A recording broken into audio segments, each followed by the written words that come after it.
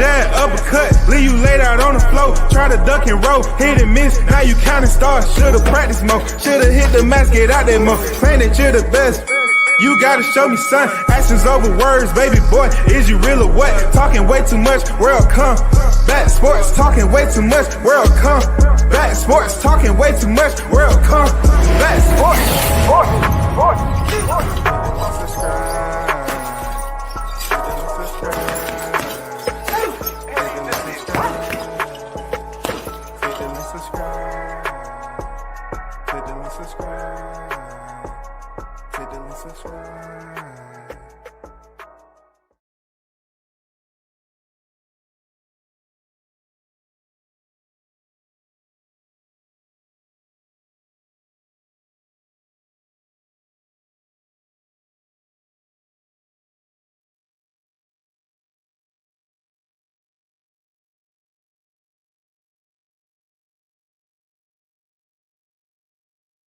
Yo, shout out to the hottest chat in the MF and Game, A-Side Official.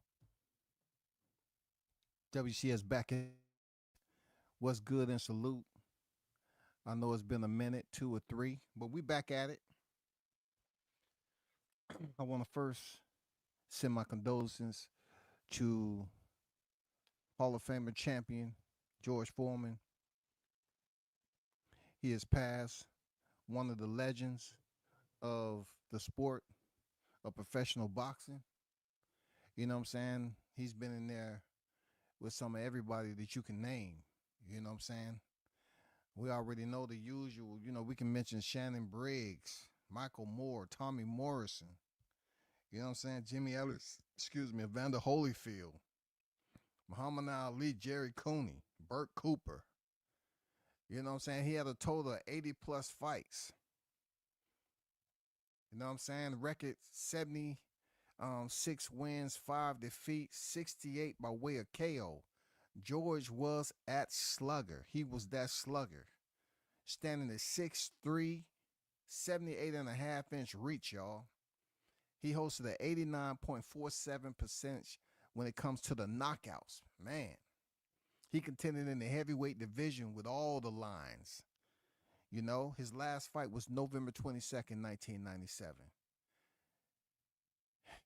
And unfortunately, he passes away at the youthful age of 76 years of age. You know, big salute to George Foreman, Big George as they call him. You know what I'm saying? One of the hitters in the sport of boxing. One of the hitters for sure. I mean, when you look at it, he's remembered more than just stepping in there and having one fight. You know what I'm saying? In there with the Nortons, the Fraziers. You know, I mean, one fight didn't define George, but, you know, a lot of people spoke on that. You know, they spoke on the fight that pushed him to, you know, his limits and forced him out of the sport. That fight was Muhammad Ali. You know what I'm saying? That Muhammad Ali fight was one to remember. And, you know, like we say today, everybody learns something at the end of the day. You learn something, somehow, some way, you learn something. There's something to be taught during the struggle, and there's something to be taught during victory. But like I always say, the testament of a man is how he handles himself in challenging controversy. George Foreman, at one point in time in his career, he took a loss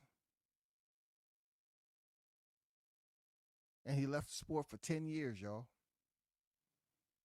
10 years. He lost Muhammad Ali. That was one of the bigger shocks, you know, in 1974. I'm not gonna tell you how old I was. But he took that loss of Muhammad Ali. Then he went in there and beat Joe Frazier. You know, he went on like a 5-fight winning streak. And then he lost to Jimmy Young, who was 25-2 in Puerto Rico. He lost a unanimous decision. Forman was knocked down in round 12. but he made it to the final tick. This was in 77, March 17th, 1977. After he lost to Jimmy Young, that would be his second loss in his professional career. Then he would take 10 years off, y'all, and come back March 9th, 1987. 10 years. During that 10 years, he will fight 5 men in one night just to prove he was who he say he was. You know what I'm saying? That's one of the hardships, if you ever look at Forman's career, that he took. He had that big loss to Muhammad Ali that really shook him up. That was a championship fight. And then he fought, 5 more times and lost to Jimmy Young. You were talking about 1974 to 1977. He took the first 2 losses of his career.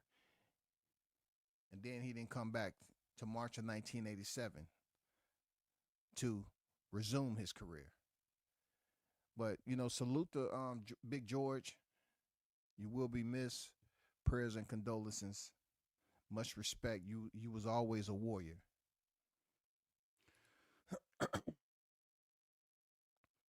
Shout out to everybody that's in the chat.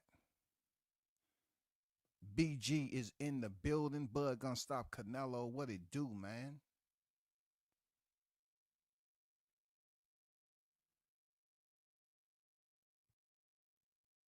CT in the building. What's good? Blue Hustle Man in the building. What it do, man?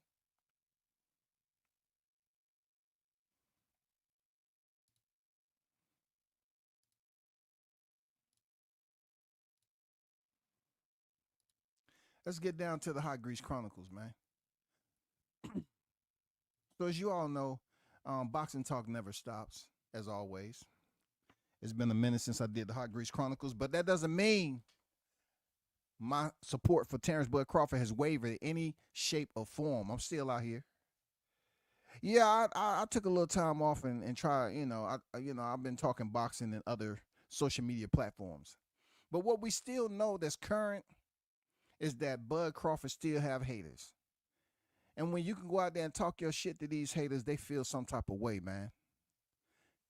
They feel some type of way.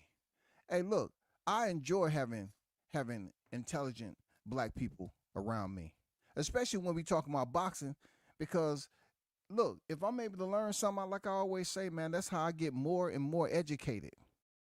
Sometimes more than not.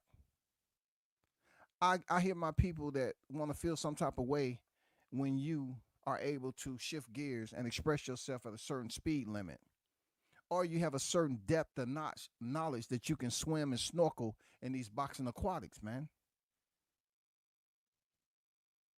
It just seems like my people get upset when you able to speed through that shit, man. Run over speed bumps, all that shit. I just don't know what all the disdain is for. Oh, my bad. He's fighting Canelo Alvarez in September. So now the narrative has changed, y'all. Bud Crawford is moving up 2 weight divisions. It's too much for him. But let's just do the math. Let's just do the math. But first, let's get down to the article that was on Boxing Scene, okay? Because reading is definitely, supposedly, fundamentals, okay? Shout out to the mad scientist, Brian McIntyre. I get chills. Team Crawford moved fiercely towards Canelo. Now, the narrative has changed, y'all, when it comes to Crawford. Because let's be honest with ourselves. Y'all are knowledgeable. Fight scholars in the chat. Did we not expect them to come up with another freaking barrel of excuses? Now, Crawford is moving up too many divisions. The weight gonna be a problem. He looked terrible against my dream off. Canelo has too much experience at 168 for a fighter like Crawford to move up and be a threat. He's going to find out that Canelo is too much and he's going to get stopped. Now we having to get stopped moments. You know what I'm saying? They don't want to quit and just pay homage. that both fighters are going to have to use their boxing IQ. Both fighters are going to have to put 50 and 50 and test each other's will, heart, dedication, blood, sweat, and tears. They're going to have to pull it out of one another. And also, they're going to have to test themselves. But, man, I swear to you, I thought I absolutely went to the eulogy when he did what he did July 29th.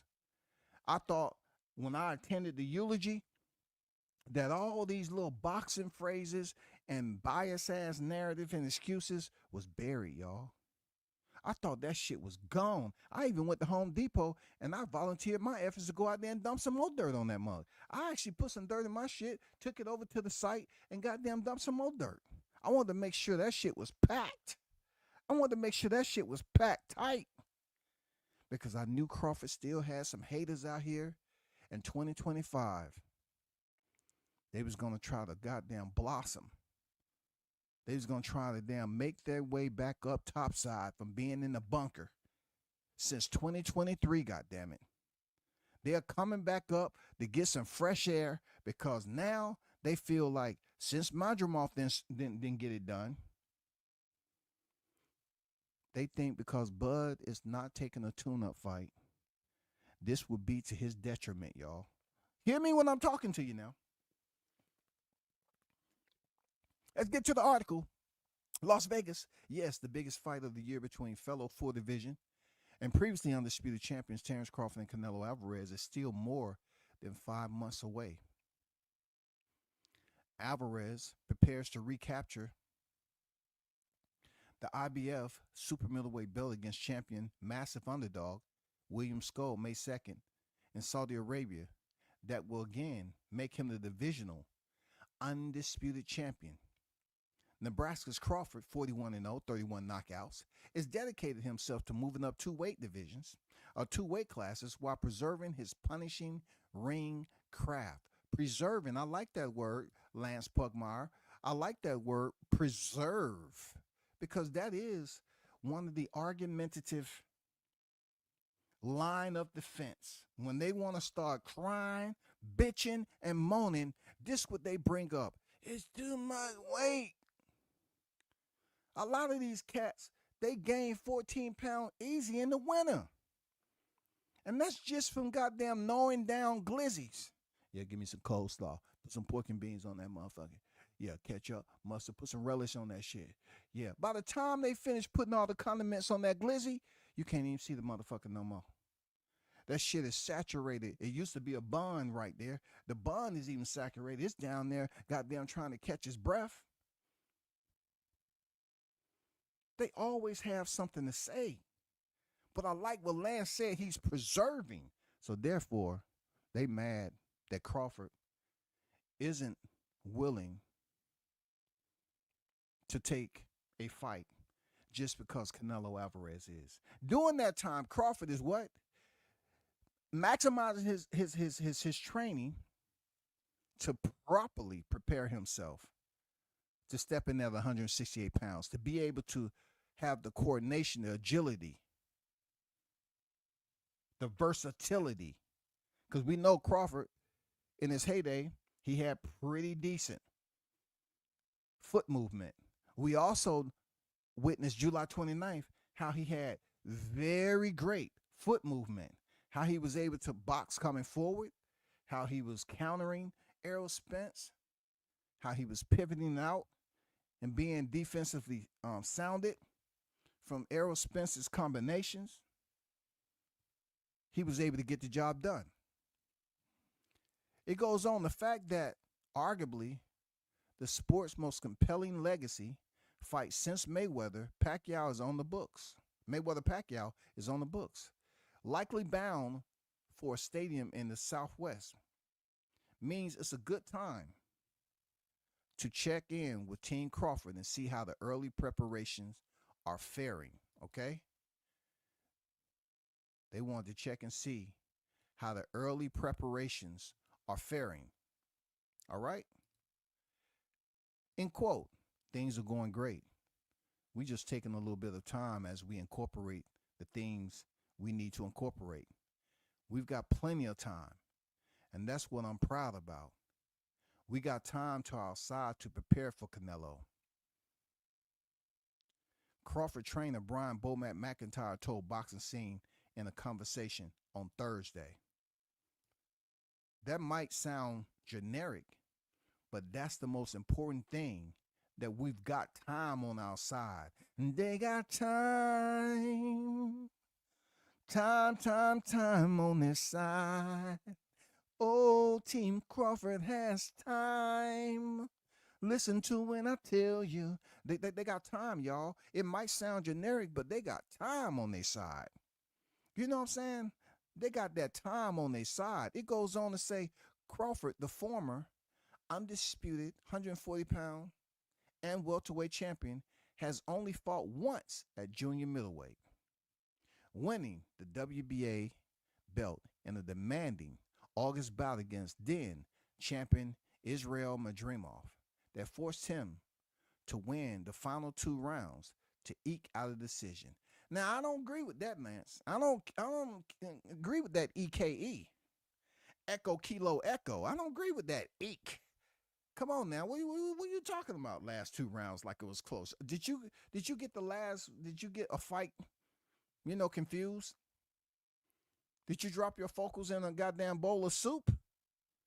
It goes on to say recently, Crawford has posted photos on social media showing off his new heavier frame. Crawford's hellish drive to be the best boxer of his generation has taken him to this mid-September bout funded by Saudi Arabia power broker Turki Al-Sheikh. And as he built toward it, he has maintained a confident demeanor that led him to crush 3-belt welterweight champion. Yeah, what? What was that? Crush. When I said they mad. But as I'm reading here in this context, it said CRUSH. And if you're looking, it has a 1 vowel. Crush 3-belt welterweight champion Errol Spence Jr. 2 years ago in the biggest bout before this. Let's just marinate on that. He said crush. No, he didn't say crush, y'all. He said crush. 3-belt. Why did he have to put the C word? See, when I talk about Crawford and the T-Mobile massacre, people say, it's a little bit overboard. You're running in the ground. Why can't you take it serious? Oh, man, Spence was weight drained. Oh, my God, he smoked, man. He was high. Yeah, you know he was high, man. What about the accident? You ever go to the impound lot? I got pictures of this car when it was in the impound lot. He had a bad accident. Come on, WCS. It'd be different. Be different, man. Hasn't it started to wear off yet? No. At one point before the Spence bout was finalized, Crawford, nicknamed Bud, stood in the Nebraska ring and said to McIntyre, I'm going to F him up, bro. I'm going to F him up, bro. He did, knocking down the then unbeaten Spence 3 times before finishing him by the 9th round TKO. With Canelo, the same resolve remains. You hear that, Canelo fans? Those of you that seem a little bit irritated, he is looking to repeat those same damaging, violent conflict of professional boxing come September. Yes, the sweet signs will be revealed once again. It says, of course, McIntyre revealed. And quote, he's always working out. Hold up. He's always working out and probably talk to him 4 or 5 times a week, McIntyre said. The different thing that people say to me that I always go back to Bud about is, man, these MFers think we're in this for the check. Don't they? Don't they say it? I just heard that shit today. I heard it from my people too. Everybody want to chime in. He just in it for the check. He just in it for the check. He a prize fighter. What is he not supposed to be in it for a check? Somebody explain that. Isn't Bud supposed to be in this for the goddamn commas? That's what Future said. Give me some commas. Cummins, who makes a song about Cummins? Come on, bro. Isn't he supposed to be in it for the check? Yes, he's supposed to be compensated. Isn't there acts out there in legislation, okay, in law that said a fighter cannot fight for free? So if a fighter has to fight for $1 or more, what is that supposed to tell you? He's fighting for a check. But also, to addition that, he's also going for legacy again. See, that narrative will work a little bit more if Crawford wouldn't have shown you all that he's been going for legacy. All the world champions that he's beaten, all the Olympians he's beaten, the several divisions that he's been undisputed champion. You can't just bring that narrative up that he's going for a check. The man record is unblemished, goddammit. Stand up and recognize that shit. Stop motherfucking crying so much and crying, crawling up in the freaking grocery store to my, oh man, that's fucked up. They don't have no more tissue. No, because this is the Errol Spence neighborhood. This is where the aerosexuals, they come in here purchasing all the damn tissue. There's none on the shelf, goddammit. It's 2025. You know he has a big fight coming up, and y'all starting that freaking whining up again.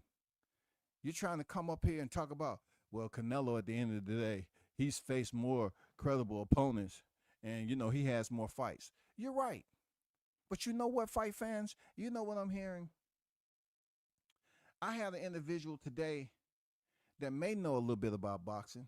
I'm not sure, but for him to be a boxing fan, he's just a little bit, you know, too transparent when a drop of sweat drop on his goddamn linen that's supposed to be his armor, and that shit penetrates and you can see where his heart's supposed to be. I don't think he cut for this goddamn boxing shit.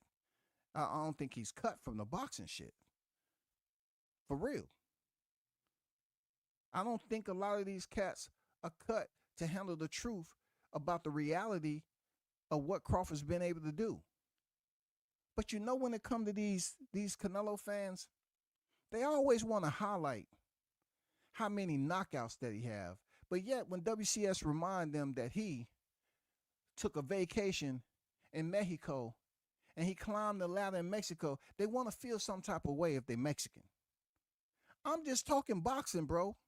They want to feel some type of way just because I don't have a problem with that. Be Mexican.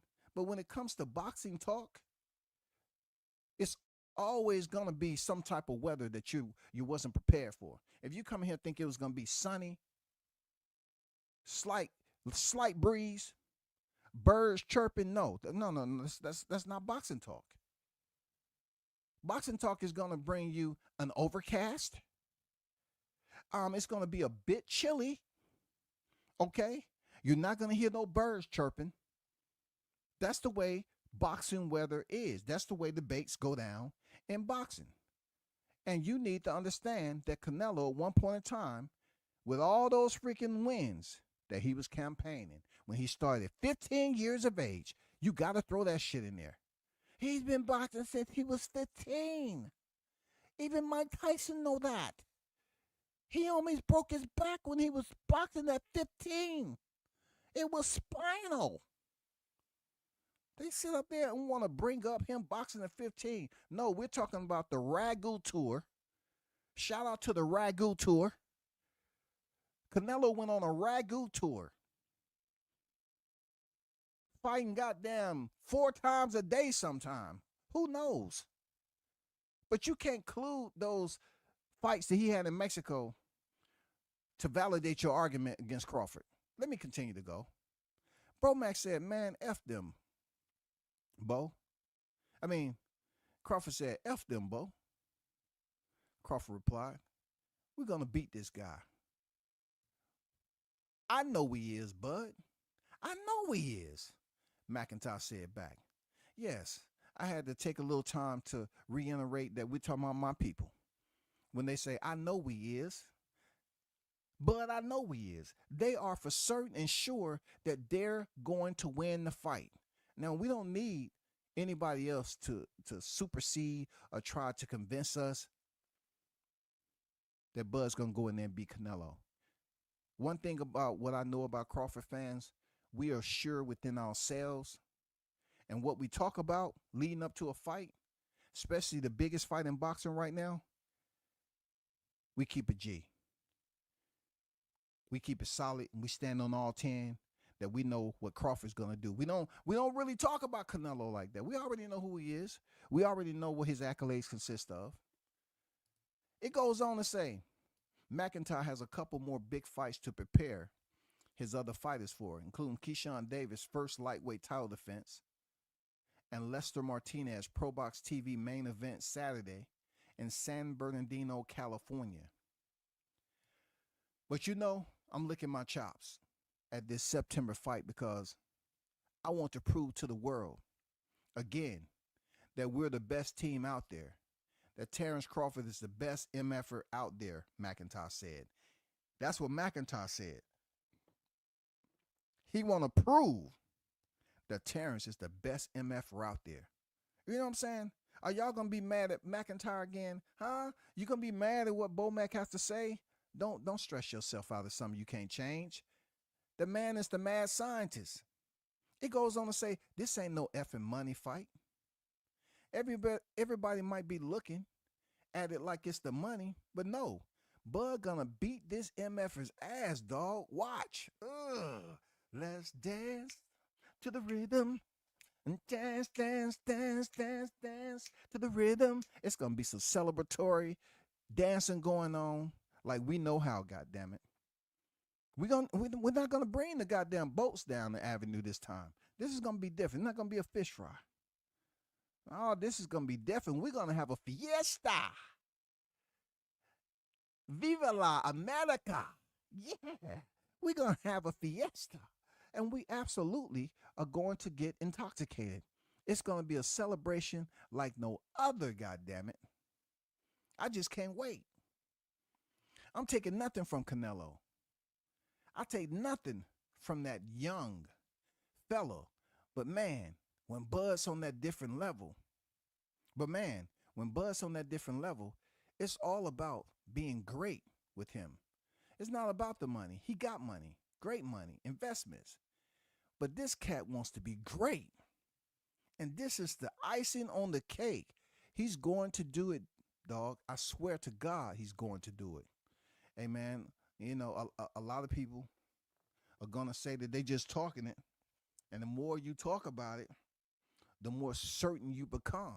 But I feel the mad scientist and Terrence Crawford, this is one of those fights in his record jacket that's going down in history that they've been digging and digging and digging, climbing to get to in their career. These is one of those epic moments. This is one of those fights that's going down in the boxing annals, and it ain't no sweating it. We already know both fighters are coming to fight, yo. I'm never going to take that away from Canelo. But be clear. Let me be clear. That Crawford's going in there to give Canelo that Nebraska love. You know what I'm saying? The Omaha monster showing up in Vegas once again to have a memorial service. It goes on to say, for the simple fact that people can say he can't do it. People say he can't do it.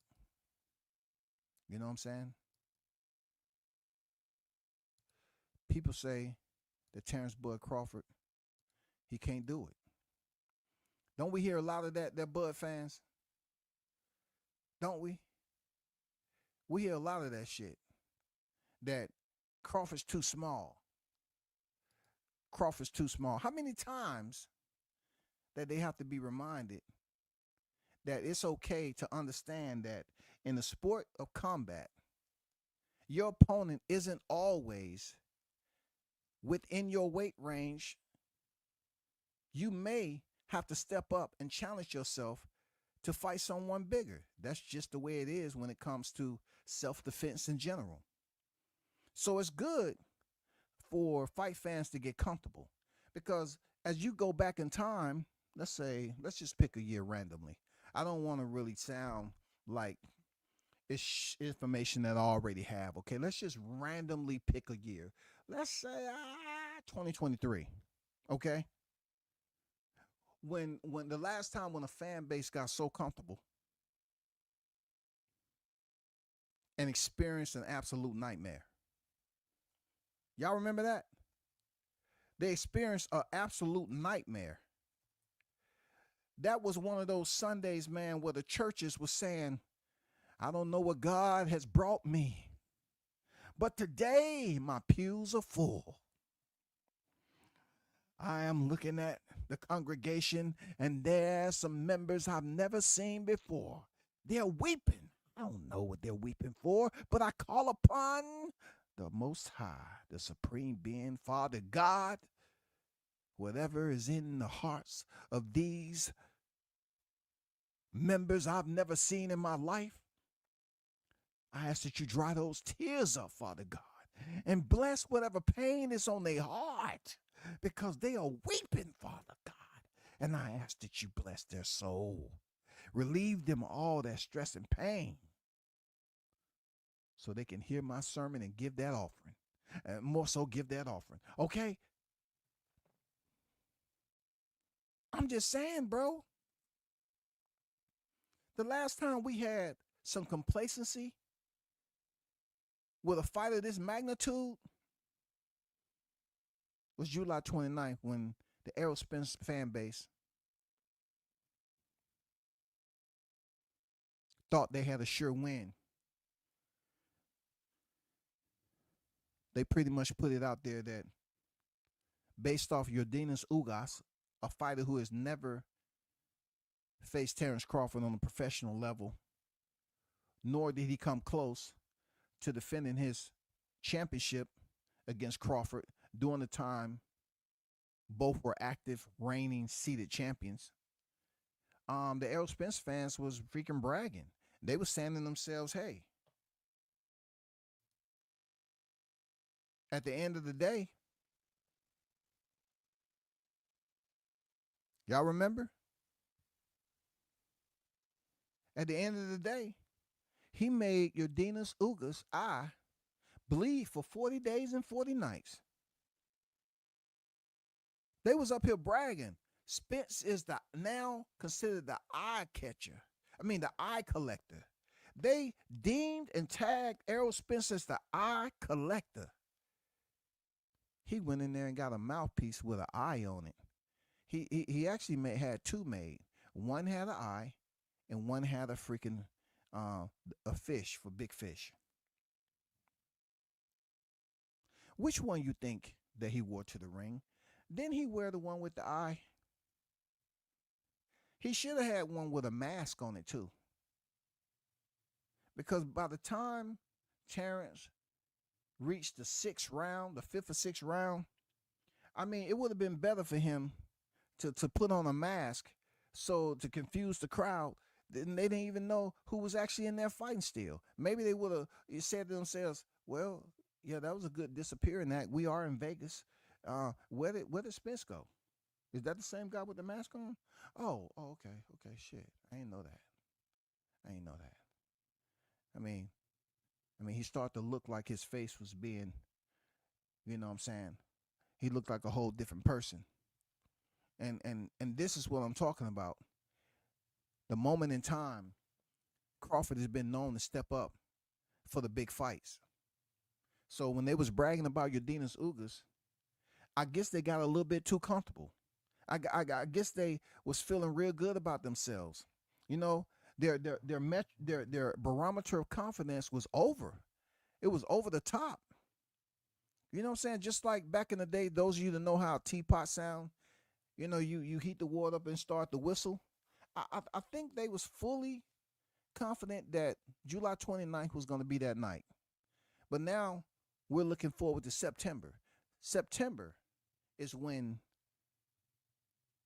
the Mexican fight fans, Canelo fight fans, are going to feel unnecessary stress and anxiety. The reason is because Bud Crawford has ample amount of months to basically be in a long, extended, I would say an extended fight camp. He has ample amount of time to take his time and go through all the film he want to, because there's several out there, and properly prepare himself.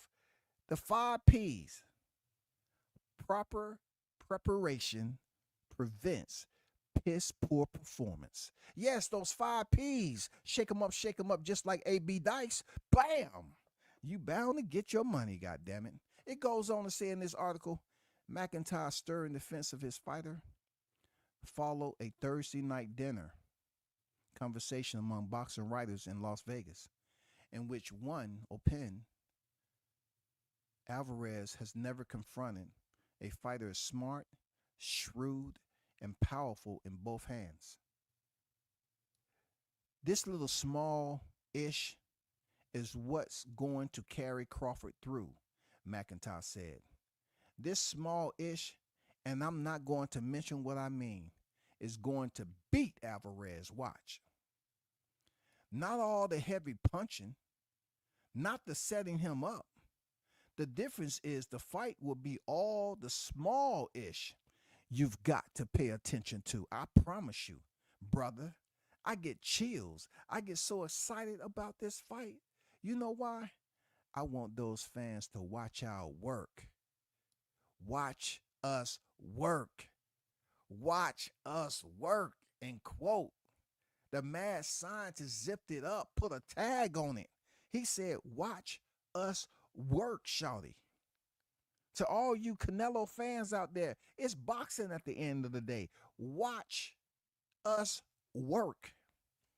It's going to be a crazy, crazy weekend.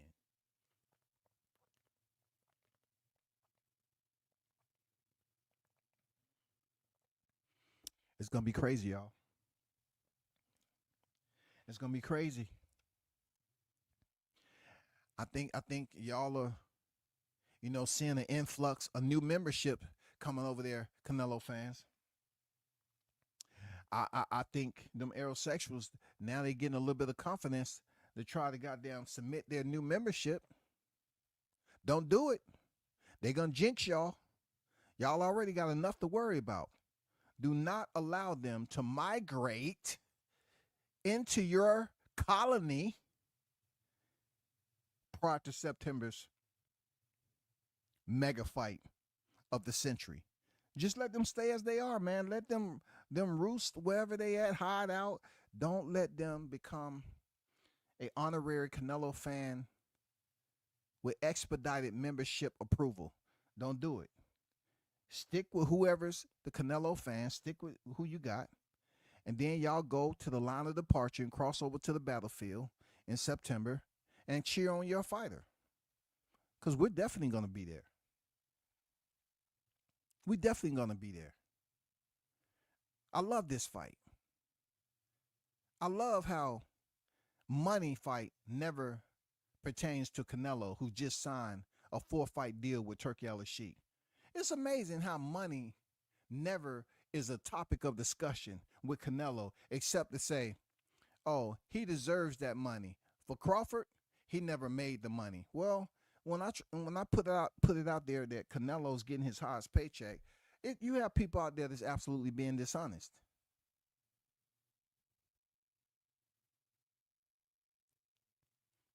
They're going to try to run this ruler of measurement when it comes to Canelo Alvarez monetary gains. They're trying to say, yeah, for real, he done made $100 million before. What do you mean? Elucidate. Just give me a little bit more of what you're talking about. Clarify, please. I mean, in his career, no, I ain't talking about in his career. Has he made $100 million per fight? That's what you're trying to say. Well, he made close to that. Look, I heard today, y'all, they bragging about Canelo signing a 4-fight, $600 million deal with Turkey. Somebody say he signed a $600 million deal for freaking 4 fights. Now, is 2 of those fights for Terrence Crawford in a rematch? If it is, why are y'all talking about a paycheck? Because if it's a rematch between them, that means 2 checks, right? Unless the fight is a draw. Unless the fight is a draw, and then they have to go to the negotiation table, whatever, just like we just seen recently. But that's what I'm hearing, y'all. I'm hearing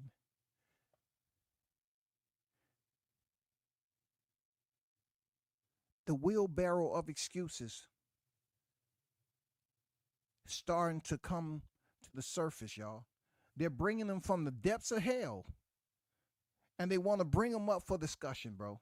They want to bring them to the surface for. Now it's all about the money. Canelo, he's making the money.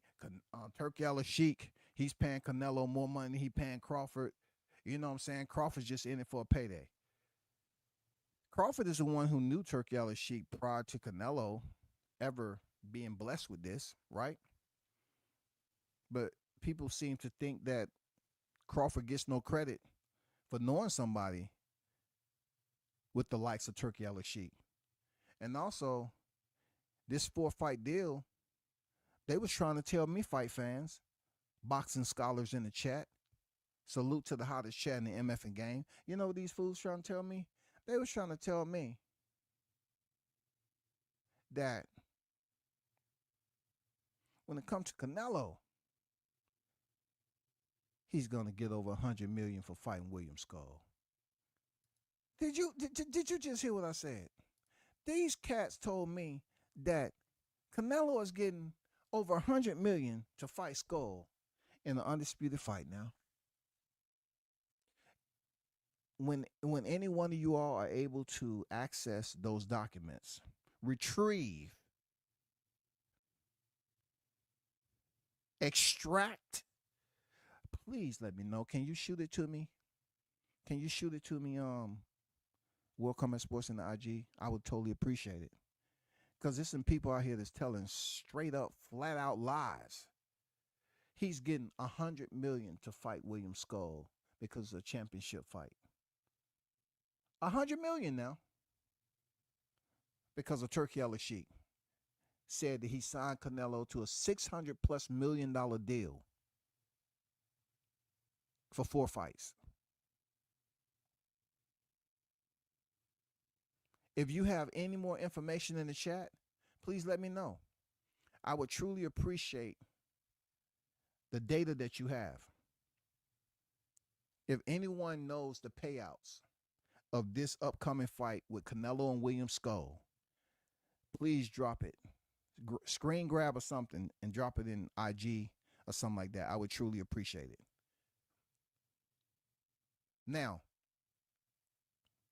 for the Canelo fans selling wolf tickets that Crawford is going to get KO'd, you know, speaking that type of language is very easy. You know what I'm saying? You can speak that shit without total belief. You know what I'm saying? You can talk that shit sipping on a glass of bullshit. Real talk, you can sip on a glass of bullshit. Long as that's your acquired taste and you understand what you're sipping on, expect no one of competence to believe that. Canelo's last several fights has not been knockouts. He just had Jermell Charlo go up there. He just had Jermell Charlo pull up. He just recently, not too long ago, graced the square with Jermell Charlo, 154-pounder, former undisputed super welterweight world champion. And he went the distance. But now all of a sudden, though Crawford and Jermell are considered to be black U.S. citizens, somehow, some way, Crawford is being thrown into the pool in a different way.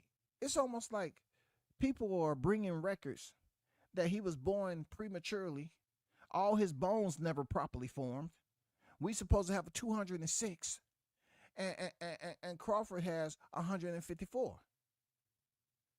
Just like the division that he's championing. I'm serious. They coming up with some information, and I'm saying, what the F is going on with this right here? We just seen Jermell Charlo go the distance, but you saying Crawford is going to get stopped by Canelo. You know what else is a common denominator in his fights that he had? He provided them with a complimentary knockdown, like I always say, and a Target gift card.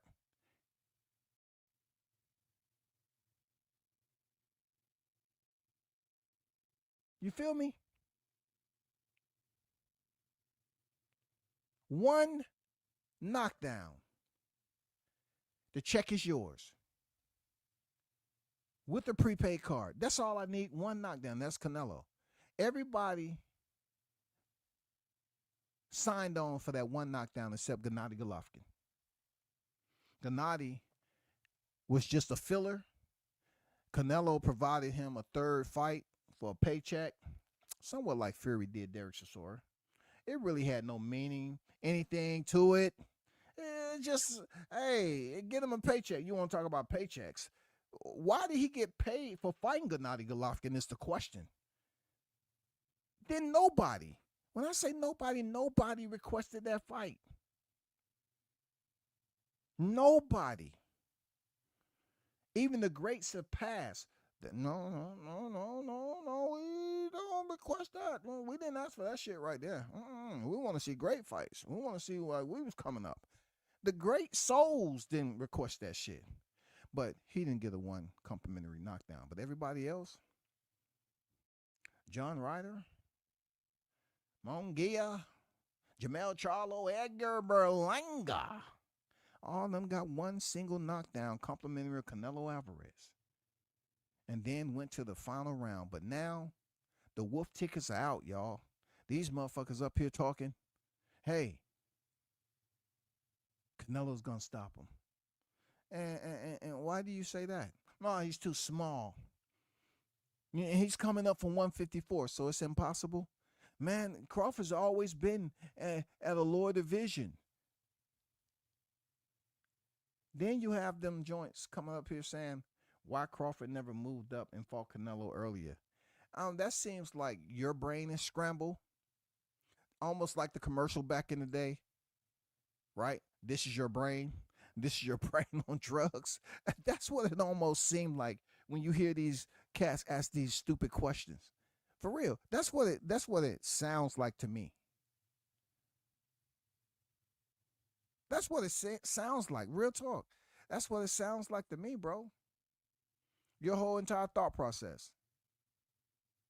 Like, why would you just automatically shut down a fight and talk about KOs when Crawford stopped everybody at 147 and y'all felt some type of way because he didn't stop Madrimov? Y'all said Madrimov was disciplined and Terrence Bud Crawford struggled. He couldn't handle the weight. He struggled. Struggle. He barely won the fight. Right? But when you ask about the history of Canelo, they'll never tell you he struggled to win a fight. When Erislandy Lauren name come up, they want to act like, oh, man, that was so long ago. They get brain fog. But with Crawford, I think it's very easy, man. They want to complain about him coming up from lower divisions and being small until he went up there and mollywop EJ. And once he cleaned that out, he moved up for another championship fight. And he didn't get the stoppage, but then they tried to highlight for him for what he was praised for at 147. You say he didn't fight nobody, but yet you mad because he didn't knock out Madrimov. Was he supposed to knock him out, being that you say he fought all bums at 147? Make up your fucking mind. Damn. Make up your fucking mind. Which one is it, shawty? Which side of the canoe are you going to row, goddammit? The waterfall is coming up. September, the waterfall is right there waiting on your ass.